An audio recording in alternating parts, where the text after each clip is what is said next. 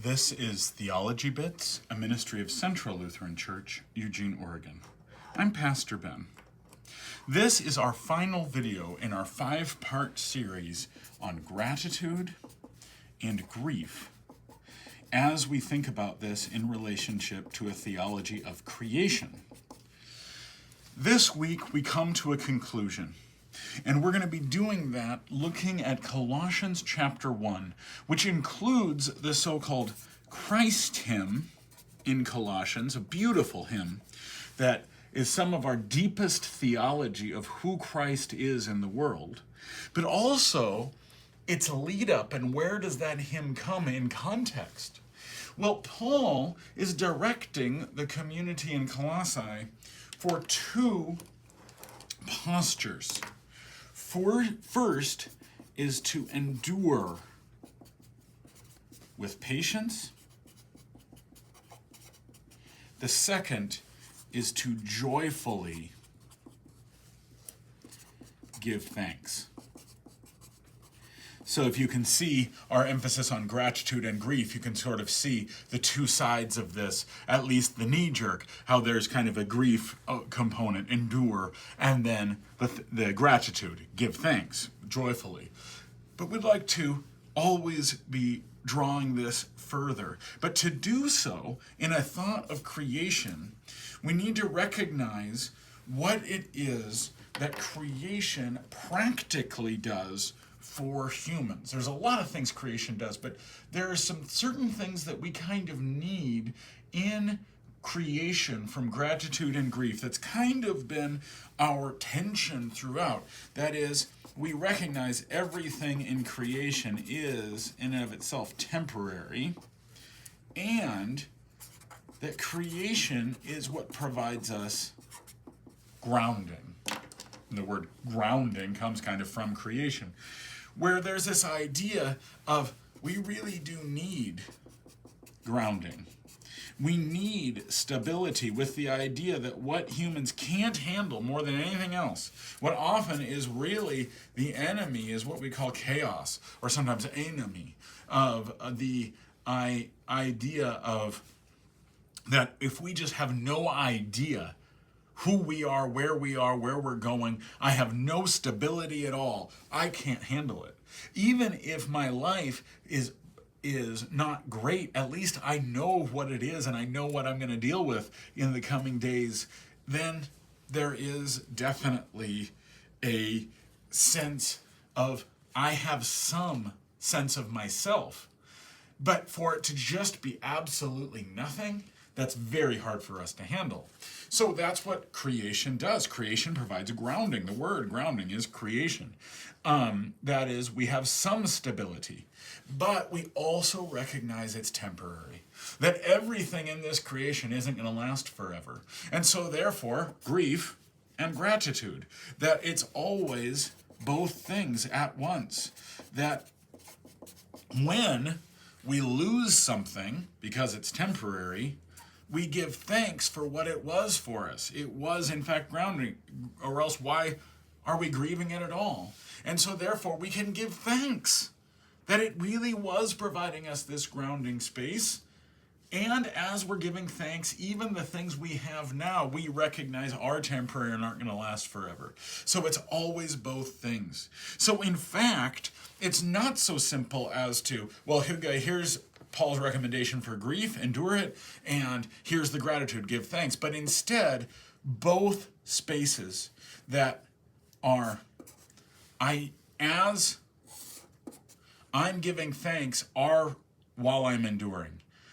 While I'm giving thanks, I'm also grieving, knowing this isn't going to be here forever. It's always both things, always at once. And so we see our need, we also see how fragile our stability really is. So this is the dynamic we've really been working in. And here, Paul brings in this Christ hymn. And this Christ hymn of who is Christ in creation. Well, first he just says something about who is Christ. That Christ is the image of the invisible God, the firstborn of all creation.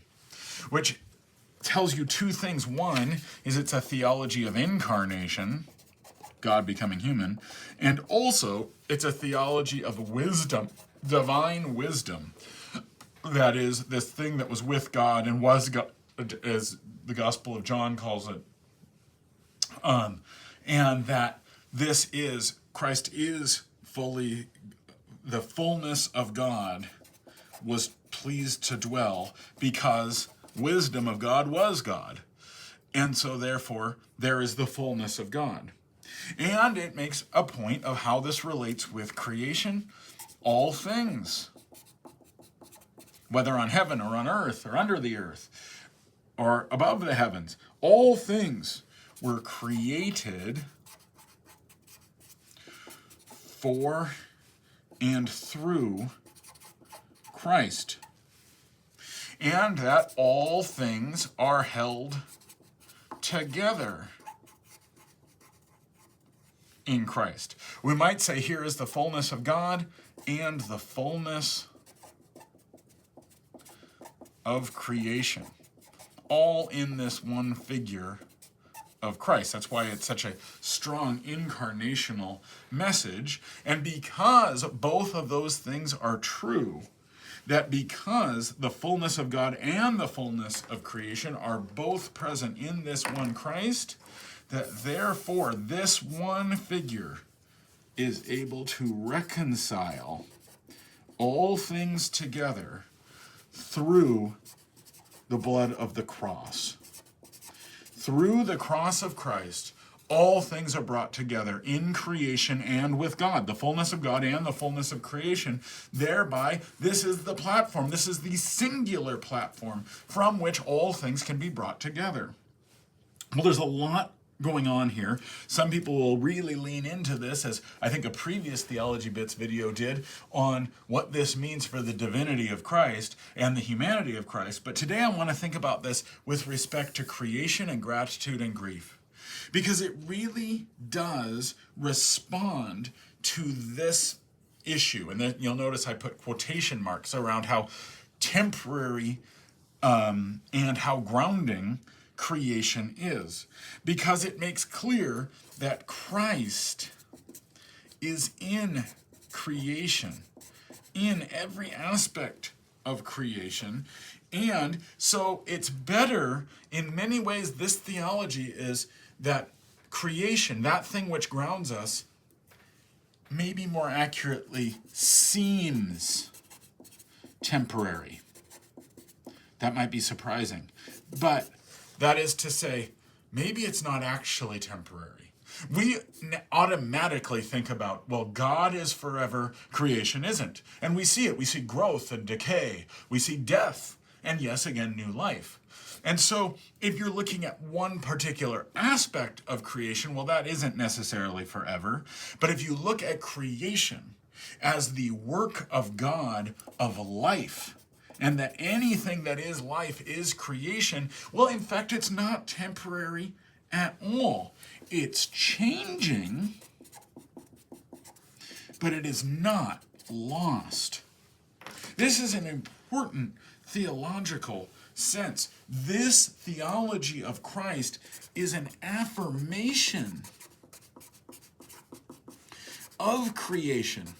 For those saying, well, we need creation to have any grounding at all, the book of Colossians would agree with you and say, yes, you do. There's a reason that the fullness of God became the fullness of creation, and it wasn't just to deal with the math problem of sin and death.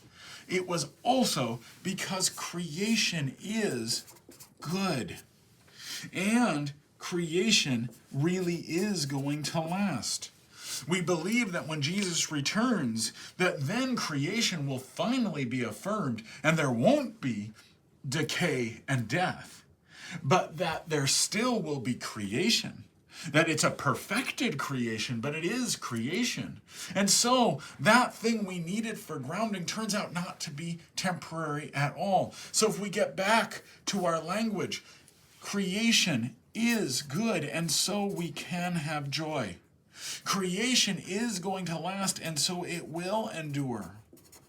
And so we have a totally different posture than, well, we are sad because that which we used to love is gone now, but we are happy because it was helpful for us. It's more than just helpful.